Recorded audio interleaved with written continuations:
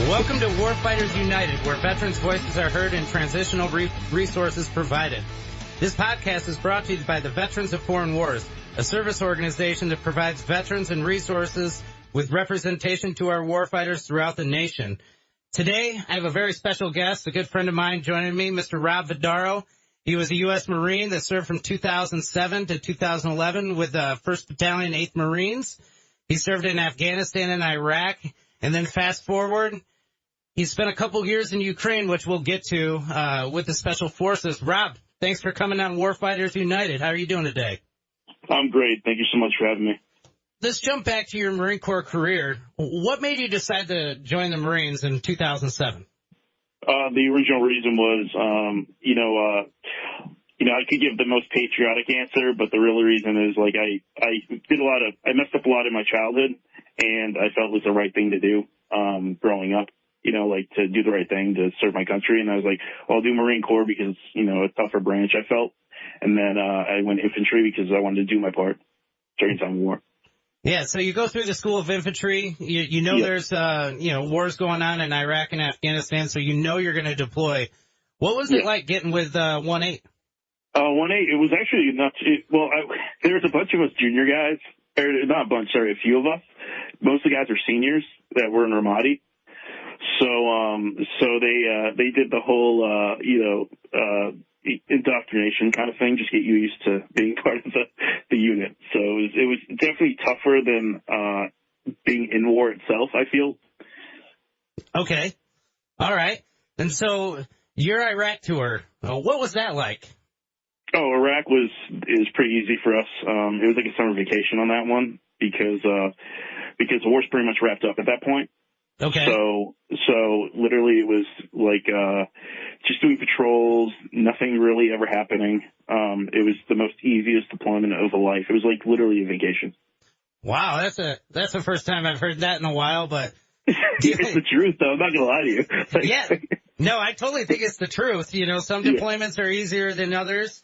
And so, did you go to Iraq first or Afghanistan first? Iraq first. Okay. Yeah. We were pretty much the cleanup crew there. The cleanup crew. I've heard that before. Sit there on base, wishing you had something other to do than throw rocks in a bucket. Yeah, wish you could do your part, kind of thing. Yeah, that's exactly what it was. And so you came back from Iraq as your first deployment, and then you find out you're going to Afghanistan. What were you thinking when you got your orders to go to Afghanistan? Well, I was excited. My daughter was just born right before we left. So, it was, my viewpoint was I was actually going to be able to do what my training was. So I could actually, help people, I feel, instead of chilling on a base. So, so that's my mindset there. Yeah. And so how is Afghanistan different from Iraq? Now, I did 2 tours in Iraq, but I never got to go to Afghanistan, to that part of the SOC there. What was the difference between the two, besides probably being more dangerous because there was a lot going on from 2009 to 2011 in Afghanistan? Yeah. But what is the difference between the culture and the people there compared to the people in Iraq? All right, yeah. So the culture, I feel the people in Iraq seemed, believe it or not, more motivated outside of money, I feel. With Afghanistan, if you didn't pay them, they would try to kill you. Oh, okay. But you have to remember we're in the Taliban area. We're at 7171 and stuff like that, and Musakala. So by saying, and so it's us and 3-5 at that time. Okay, and where in Afghanistan were you guys working out of? Musakala. It was just right next to Sangin. So it was Musakala, Sangin. So us and 3-5 controlled that area. Wow, the Battle of Sangin. That was a huge battle, probably one of the bloodiest battles. It was the bloodiest for the Marines. Yeah, it was. And so when you got injured, I know you got rocked quite a few times. Mm-hmm. Explain that to our audience. Yeah, not a lot of them know about improvised explosive devices and some of the things that they use to try to kill us. And I know you got hit by quite a few. Yes. So basically, you'll never see them pretty much. They bury them, so it's like you will never get the opportunity hardly ever to see any of them. So basically, our vehicles just kept driving over them and they kept getting blown up. So then we ended up doing more foot mounted patrols because a lot of our vehicles were blown up. But yeah, it could be just basically you could never see them. You didn't know, but you could always like get a vibe. Like I remember when I got blown up once. Like my driver literally said this would be the perfect place to hit an IED, and literally 2 seconds later we got blown up because it was like right in the perfect spot where they put one. But we had nowhere else to go. That's why they did it there. So I know you got hit quite a few times. So explain the first time you're coming outside the base, you're driving down a road. When you get rocked that first time, what was that like? Oh yeah, so the first time, I'm gonna be real with you. That's the one where he goes, "This is the perfect place to hit an IED." Okay. We were going down. I think it's because one of our guys was killed, so we were going to go to his. He was shot and killed, so we were going to go to his memorial service. And so it was me and some of my guys, and one of my guys just got rocked the day before from an IED. So he was going to get checked out there because we're on a hill called 7171. So it was like a hill surrounded by a Taliban stronghold. So it wasn't really a base. It was just a hill they helicoptered you basically onto pretty much, like right by it. And then you got on there. So we literally went down the hill, drove for probably like 10 minutes. And then he was like, "Yeah, this will be a perfect place in IED." And next thing I know, it's just like you're in a vacuum cleaner with everything smushing in on you. I mean, I'm going to be real, like, I've been blown up so many times that, everything kind of blends together. But it's just like the vehicle smushes in, there's fire, you can't see your guys, and you feel like someone just beat the crap out of you. Wow. I mean, I know that had to put the fear of life into everybody when that first happens. But I feel like you're the guy with 9 lives. Tell me about the second time that you got hit, because I know the first time, how many days off did they give you? 2, maybe 3? I didn't really get any days off. Oh, okay. No. That's a whole different story. But basically, long story short is, because I got blown up and I was like, they're like, "Are you okay?" And I was like, "Yeah, I'm fine," because I didn't see any blood. So I just told them I was okay, and then I'm like, I completely failed my cognitive test. But they're like, "Well, you already said you were okay. You passed down to the headquarters. You were okay." So so I was like, "Yeah, let's just keep doing my missions then." So you got roped into more. Yeah. And I didn't feel bad. Like I would have felt bad if I left my guys. Of course. So it was the beginning of the deployment, actually, pretty much. So similar situation, just driving. All these were just us driving, just getting blown up. And once again, just get blown up. Vehicles smushes in. Fire everywhere, and then everyone's seeing if you guys are still alive in your vehicle through the radios, and then you either like yes or you're like guys wounded or something. Yeah, so you get hit once, go right back to the field, and was there a long time frame in between your hits?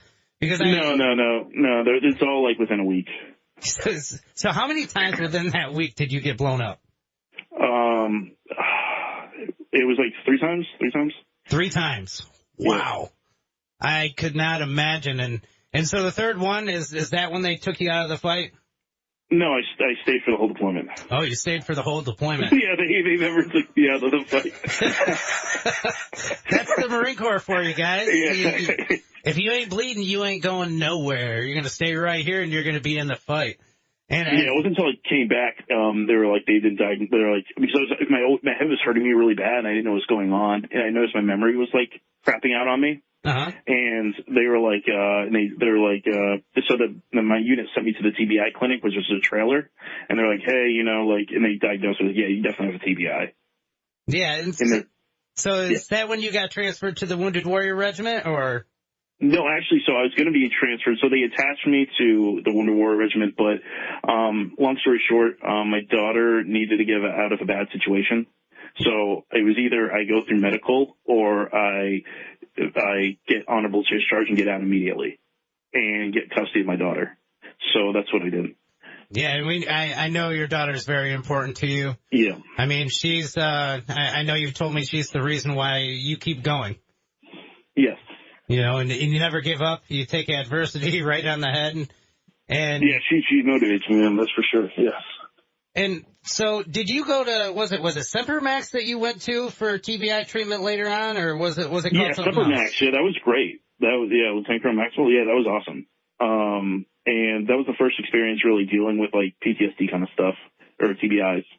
And it was, it was interesting meeting a group of people, that, have experienced TBIs as well. Because some of my friends who had like been blown up, they've had seizures and stuff like that. And, I didn't want to go down that route. So I was just like, you never know though with your brain. So. Right. And so you get out of the Marine Corps, you're doing okay, and then all of a sudden the war in Ukraine starts. Right. Yeah. How did you get involved into deciding I'm going to go fight with Ukraine against Russia? I know there was a lot of Americans that signed up to go fight in Ukraine. Oh God, that's kind of funny. There's some funny stories there, but yeah, no. So long story short, I've been to Ukraine before, and I had some friends there that were part of the military, and they, anyways, one of them, his wife and kids were killed by the Russians like the first day. So, and then I went to go basically help, because they didn't know how to really use the Javelin missiles and Gustav rocket launchers. And so you decided they needed help, and you were going to go help them. They called me, and they actually got called, and they're like, "Hey, can you help me?" I said, "Yeah, I'll come help you." Wow, and I know you've went over there multiple times, and each time that you've been blown up after Iraq or after Afghanistan, so how is Ukraine different from Iraq and Afghanistan? Okay, I want to say this, and I mean with all due respect, okay? It's like a night and day difference. Like Iraq and Afghanistan is as if you're like, you have everything you need. You have your air support. You have it's literally like going to like a paradise island compared to, like a real like tanks shooting at you, artillery nonstop hitting you. You're basically the Taliban or Al Qaeda, and you're fighting this massive force. So you don't have as much armor. You don't have as much firepower. We didn't have any air, pretty much. So that when they were shooting like white phosphorus at us, we didn't have anything. So like, it's one of these things. You hear a helicopter, it's not yours, and it's coming in on you. So there's like, you had nothing. Wow, I couldn't imagine going over there and not having anything and trying to fight a war. Now, sorry, go ahead. So you're over there, you're training with the special forces, and you guys start going up on missions. Yes. Now, going against Russians, I've never had the opportunity or a chance. Yes. What was that like? What was their tactics? A lot of the tactics is basically, they have different levels, right? So they have groups of people that would like surge you and like attack you. And then, so my job also was to go and like hit locations and then see how they react to it, right? So we'd go to their area, hit them, and then we'd pull back and see how they react to it. It was a lot of it, or blowing up vehicles, was another side, blowing up tanks, or personnel carriers and stuff like that. But how they react to it is, they react with, so it's different because there's drones everywhere too. Okay. So you literally will hear the drones nonstop, and they see you at all times pretty much. So as soon as you start moving, everything's exploding around you. There's like dead people literally everywhere. So like you'll be running through the forest and there's just dead people everywhere. Ew. It's the most chaotic, bloodiest thing I've ever seen in my entire life. But yeah, anywhere you go, you're pretty much going to die. You try to take shelter, everything's exploding there.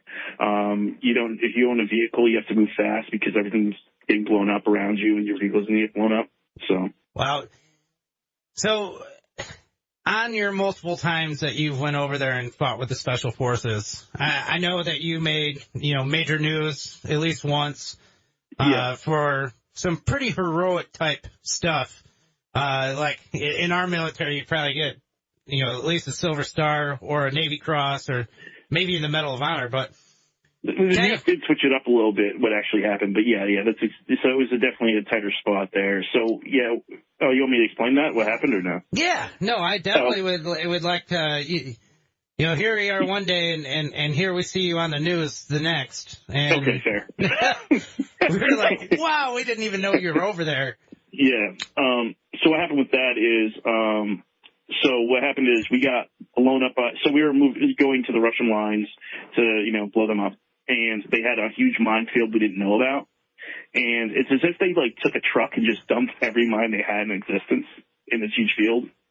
And anyways, our vehicle hit a mine and our vehicle exploded. And like, I'm so used to getting blown up at this point. And this is the first time I got blown up in Ukraine. It was like March, I think, still. So it was like the beginning of the war. Okay. And, I just remember, we got blown up and like the vehicle, like, you know, crunchy. We're in a normal car though. We're not like in an up armored vehicle. We're in a car and we had an anti-tank mine. Oh my gosh. Yeah. So we get out of the vehicle, and as we open the doors, we realize there's mines literally everywhere, like anti-personnel and anti-tank. So like anywhere you go, there's mines, but now the ground's on fire. So it started catching a fire. And you have to remember we have machine guns and all these stuff in the vehicle. So we have to get out and the vehicle's shifting on these mines. It's on top of mines. So we have to get out of the vehicle. And, I looked at one of my guys, his jaw was hanging off, his leg was blown off. So we thought he was dead. His name was Vitali. And, we literally just picked him up that day. I didn't even know who he was. And I was supposed to be in his seat, but he was like, I'm taller. Do you mind if I go here? And I said, that's fine. So anyways, we back up because we think he's dead. You know, he's bleeding out. I don't know what I can say or not. We pull back and, a little bit. And next thing I know, he catches on fire and, he starts moving. So we realize he's alive. Wow. So, man, so some of the people, I'm not going to say who, some of the people were like, hey, we should pull him out of his misery because like you have to run through a minefield that we're in and then grab him while the vehicle's shifting on mines. Right. And also, cook-offs going on. So rounds are flying out of the vehicle. Oh my goodness. And we had machine guns in the back. Talk about getting your cards stacked against you. Yeah, it was basically 0% chance of living through it. So long story short was, it was one of my finer moments. I don't know. Can you cuss on this or no? Yeah, you go ahead and do whatever you want, Rob. Okay. All right. So I looked at my guy. I said, fuck you pussies. And I fucking ran. And like anywhere you step, you're going to get blown up. And I just like booked it. And, I ripped him out of the vehicle. And as I started ripping him out, there's a mine that was like, so the floor under him was gone, but he was like, but I saw another mine that was right under him. Oh my God. And I was like, fuck. And as soon as I ripped him out, that mine exploded. So I got pulled back with him. And then like another one of my guys, like the rest of the mine just landed next to them. Oh my gosh. Yeah. So I then dragged him to my guys and we started working on him and, you know, the Russians were everywhere. So we're like, all right, we got to go. So we just basically picked him up. And, one of my other finer moments, I told my guys, like, hey, I'm going to go first because I was able to move my legs and everything. A lot of the guys had like, one of my guys had shrapnel in his head. Another one like had, my medic, she had, her leg was messed up. Uh-huh. So I said, fall behind me, you know, and step where I step. If I get killed, at least know where mine is. Wow. And we booked it through the minefield. Luckily, I didn't step on any because you have to remember now everything's on fire. So you can't even see the mines anymore. But we saw them before, and it was everywhere. Now, I couldn't even imagine, you know, running across one minefield and then being in the middle of the minefield as you're trying to save somebody's life. Yeah. But then having to go back through that minefield with your wounded and hoping you don't step in the wrong place. Yes. It's time though. It's more of like you get that adrenaline. Plus, at this time, I've been blown up so much in my life that I'm used to knowing when, like, I'm going to basically lose all functionality. So, like, I know I have like a half-hour window, and then my brain will shut down. When your brain shuts down, you just know you're combat ineffective at that point. I'm super combat ineffective. Like, I know things and I can do things, but my mouth won't talk. Like, my brain, my body shuts down, pretty much. It's just because, I think it speaks to the brain injuries and stuff. But I know exactly it's 30 minutes, and then I'm useless. So I do everything I can within that 30 minutes, and then I can be toast. Then you can be toast. And so... Yeah. After that 30 minutes, do you go back to a safe area or? We went to the hospital, and we went to the hospital and, they're like, what's your name? I was like, I couldn't even talk. I was like, Yeah, like, You're but I trying to do say it. Rob, but it just wasn't pissing me coming off. out. Yeah, it was pissing me off. Yeah, I was trying to say my name. Like I could say it in my head, like as if like you're saying it, but it's like bro, bro. You know, it's like, oh come on. So so a lot of these guys, it was their first time being blown up. So like, oh, this is funny. I'm in the back of the vehicle with one of the guys, and he looks at me, like was confused why I looked so normal after being blown up like that, and he was like, have you been blown up before? I was like, yeah. And he's like, it's my first time. He like looked off into the distance, like through the vehicle as we're moving. Yeah, no. All right. Well, I think that's going to be a good time to stop for our sponsors. Okay. You know, if you're with the VFW or if you're not with the VFW and you want to be a part of the VFW, we're always looking for our combat veterans, our veterans that served overseas, to make a difference not only in the community, but to make a difference in the world. So join the VFW today. Running a small business is tough, but you don't have to do it alone. The Small Business Association of Michigan provides tools, connections, and advocacy to help you succeed. Join thousands of fellow entrepreneurs at SBAM.org. Welcome back to Warfighters United. We got Rob Vadaro. He's not only a U.S. Marine, but he also fought in Ukraine. Rob, now we're going to pick up where we left off. You know, let's fast forward to the next couple of times you've gotten blown up. You know, I know Okay. there was, you told me quite a few stories. Yeah. And so you get out of the hospital and you go back to the unit. Now, did you go home after that for a bit, or did you? I did go home because, basically like all my guys were wounded. So, you know, everyone kind of just like were hospitalized and other stuff. And I felt I was like I had some shrapnel in me and stuff like that. Like I had minor injuries, but it was nothing bad. Shrapnel in you, minor injuries? Yeah, I mean, like it could be worse. I could be dead. So, you know, like, you okay, know, all right. yeah, that's always been my mind. Says, yeah, it could be always worse. Anyways, yeah, I came back home and then, I got asked to come back again. So I did. And so the first things we did, we fought north of Kyiv, and that's where I was blown up the first time, the beginning of the war. So Kyiv never really dealt with the battle itself, except for some paratroopers that came in. Okay. But it was north of Kyiv where all the horror stuff that you seen, like all the people tied up and murdered and stuff. So we did that battle first. Then we went to fought in Mykolaiv, which is southeast, and then I fought in Bakhmut, which was the big battle everyone probably heard about. It was one of the major battles of the war. And then we did the battle of, and that's where all the Russian mercenaries were that we were fighting. And then I did the battle of in Kharkiv, which was also like part of Bakhmut. It was like post-Bakhmut battle though. Now, in all that time that you spent fighting in those battles, how many Ukrainians and Russians do you think got killed? I couldn't even count. It'd be literal numbers. You would probably you lose hundreds a day. Hundreds a day. Yeah, a day. You've never seen anything like this. I mean, that's kind of like D-Day or World War II. You know, it's literally World War II. So basically, hundreds would die a day. It's just bodies literally everywhere. And then you can't go get the bodies because you'll get killed too. And then when you try to people try to go rescue people, they get killed. So it's it's just the most chaotic, bloodiest thing I've ever seen in my entire life. Yes. I couldn't even imagine. You know, it kind of brings me back when you had those snipers back in World War II. They would purposely wound a guy so 3 or 4 other guys would go try to save him so they could kill them too, right? Well, yeah, that's what they did with I rescued a child in that situation. They did the same thing. So they would shoot women and children, and then basically so the Ukrainians would go try to help them, and then they would light up the Ukrainian soldiers.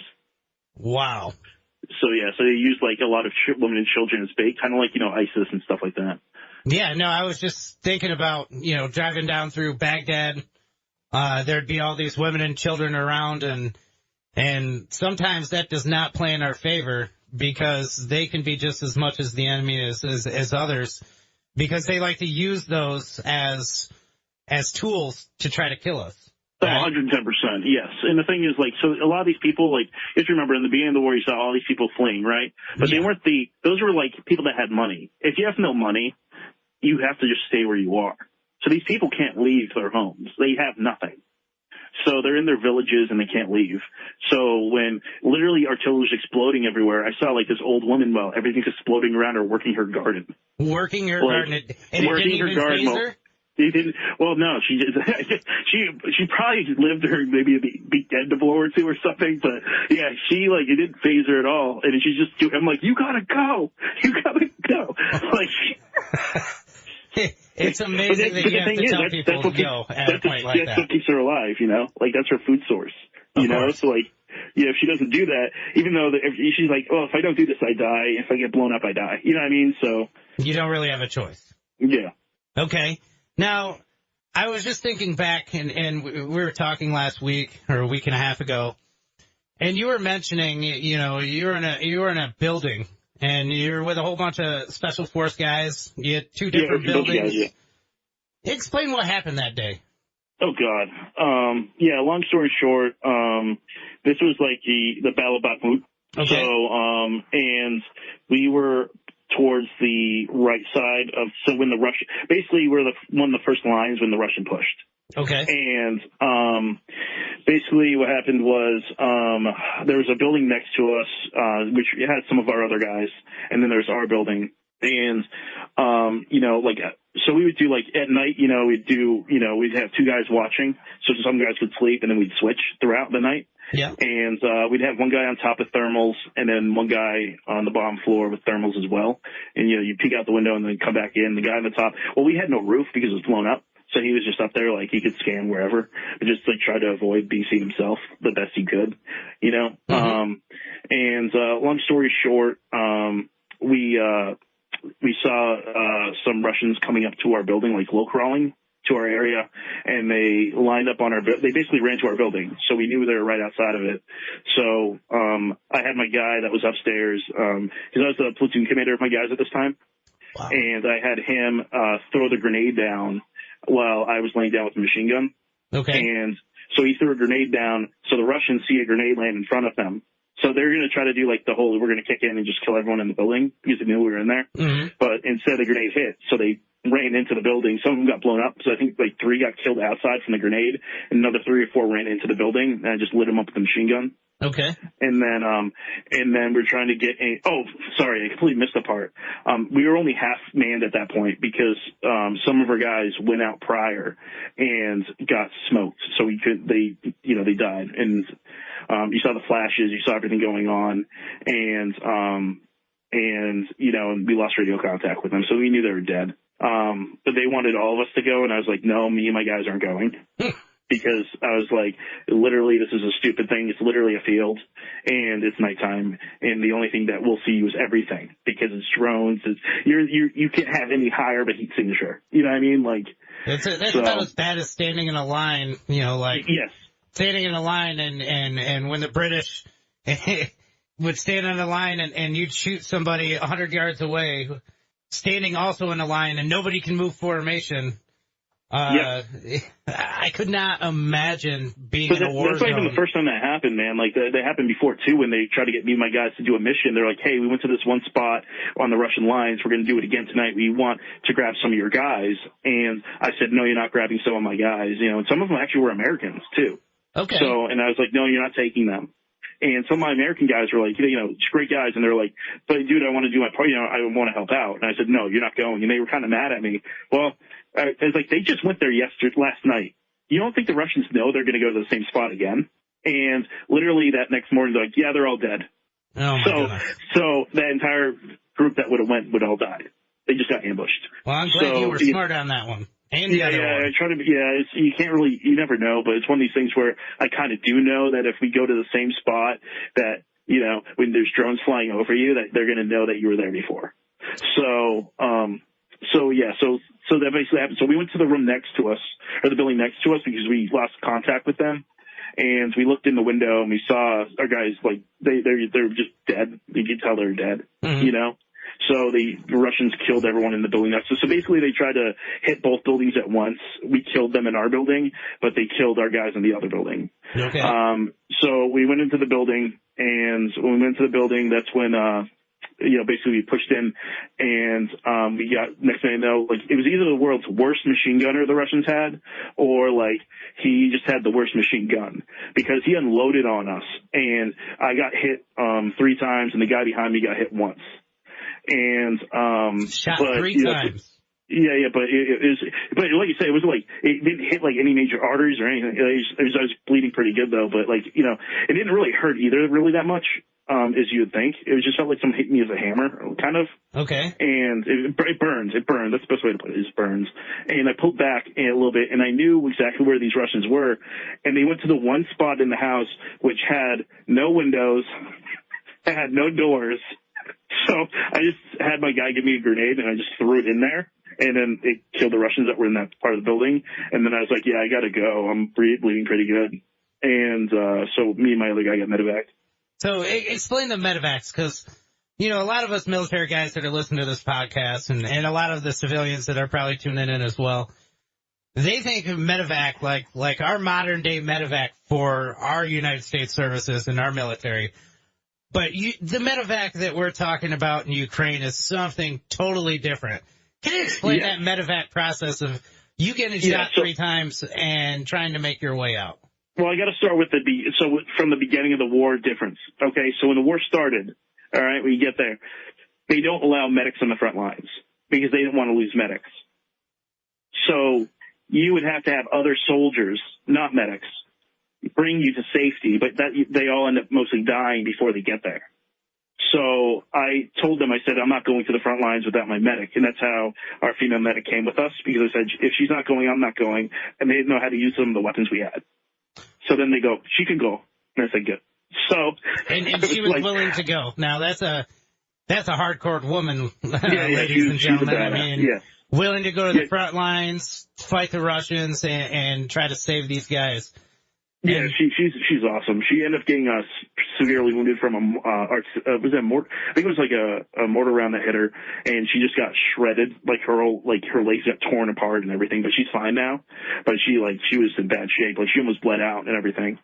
But she's good now. But yeah, I think she still is in Ukraine, but she got out of the military because just too many injuries and wounds and stuff. But yeah, so they didn't have any medics in the front lines there, and then and they would just have people waiting in the hospitals. Well, not a lot of people could make it to the hospitals because they all kept dying before they got to the hospital. So it wasn't like there's helicopters medevac you. There's not like you're literally going into side of cars that people drive up while they're getting blown, like everything's exploding around the car because they're trying to hit the car. And then you throw them into the car, and then the car tries to drive back while everything's exploding around the car. From the same spot that they drove to there from. Yeah. So they're going down, they're getting thrown into a regular vehicle. Yeah. And then you're driving as fast as you can so those mortars and everything else won't hit you. Yeah. Literally, like, when we were doing medevacs, like, there would be, like, a tank. Like, we knew a Russian tank would always pop out of this one area. Like, a round just flew by our vehicle. Like, as we were driving by, like, a tank round. Like, we're like, Jesus, go. As we were driving by, like, a tank round. Like, we're like, Jesus, go. Just flies everywhere. Like, oh, God, okay, we're good, right? Oh, like, my. Yeah, it was insane. Like, everything's exploding. Like, so medevacs and stuff like that is basically throw someone onto a vehicle of any sort they can. But most of the time you have to run a few kilometers to get to. So you basically go to trench to trench to trench so you can get to a spot, because we're so limited on vehicles and stuff at this point that they can't risk the vehicles. So you basically have to go trench to trench to trench while the artillery just keeps hitting you as you're going, basically. I couldn't even imagine, Rob, what you've seen and what you've went through. You literally just defecate yourself while running just because you can't stop. You know what I mean? Like, you just got to keep going. And you just keep, you basically, go from one to the next. Yeah. And then you try to save the person, or, it matters what the situation is. Like, sometimes you're closer. So, like, if you have an amputee, you just because sometimes, like, amputees are just laying on the ground. So you just run up and you and your guys basically just put a tourniquet on them and just carry them.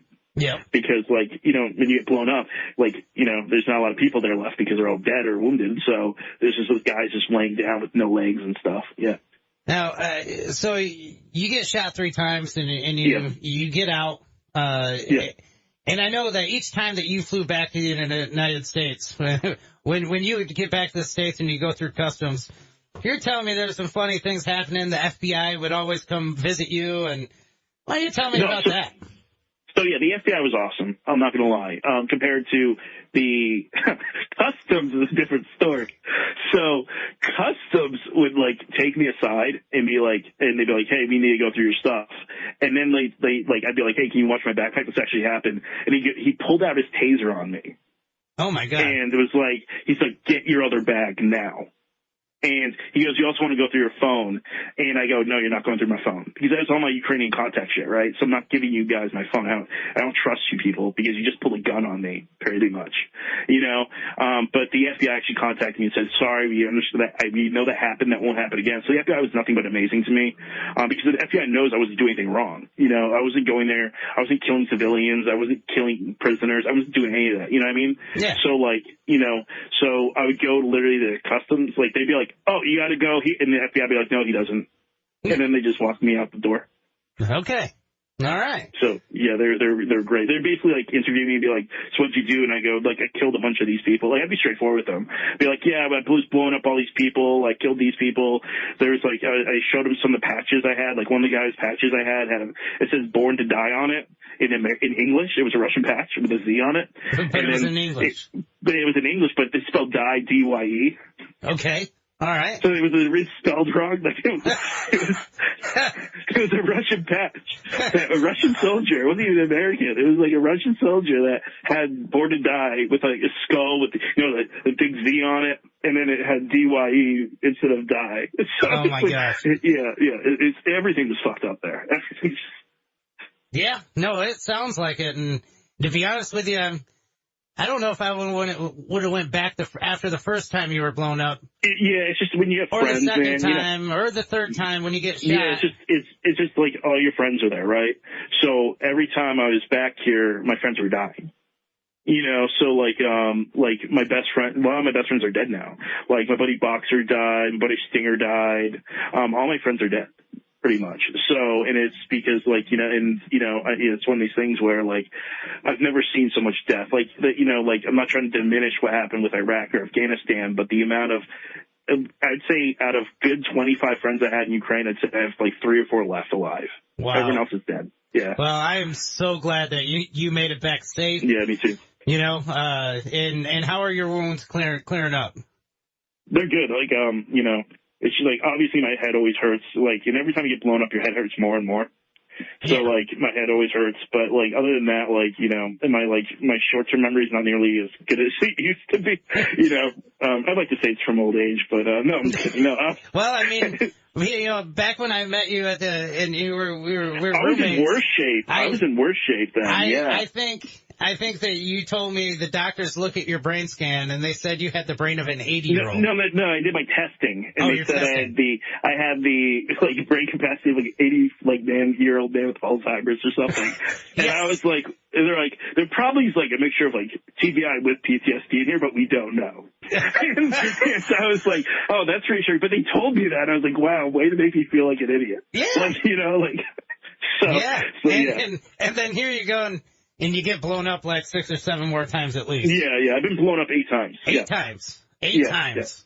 Yeah. Wow. I tell you, Rob, when you put the fighter in Warfighter, and you know, not only America thanks you for the sacrifice that you gave America, but I'm sure the Ukrainians thank you as well. Oh, they do be humble. Ukrainians are so grateful, especially the ones I save. Like, their family members, like, give me, like, they made me handmade outfits and stuff. They're the best people ever. Like, thank you for saving my son who lost both his legs. Here you go. Here's a T-shirt. And I go, thank you so much. Like, here's a T-shirt? Yeah, but they, like, made it themselves. You know, like hand-knitted really or? Yeah, hand-knitted stuff. Yeah. Wow, okay. Yeah. All right. I was just going to say, I don't know if a T-shirt in America would mean as much. Worth it, yeah. Well, it's more than I got when I got back out of the Marine Corps. No, but... But don't worry, Rob, you weren't bleeding, so you're fine. Yeah. Oh, what? You're fine, dude. Yeah, you good? You good? What's my name? Okay, you don't know? It's fine. It's fine. No. Well, I want to say thank you for coming on Warfighters United. This has got to be one of the best podcasts that I've done so far. And thank you. And I'm going to be all honest with you, Rob. Please don't fight any more wars. Oh, no, I'm done, dude. I told my daughter I retired. Like, I can't do it. My body can't take it anymore. You know what I mean? Like, after I almost bled out the last time, like, I was like, I can't do this anymore. And I can't, my daughter doesn't have a mom, so it's like, she's like, I don't have a mom, I can't lose you. So I said, yeah, I get you. So I'm done. Well, thank you for coming on Warfighters United. And I look forward to talking to you in the future, buddy. And if you ever get over to Michigan or I ever get over towards your way, I'm definitely going to buy you a lunch.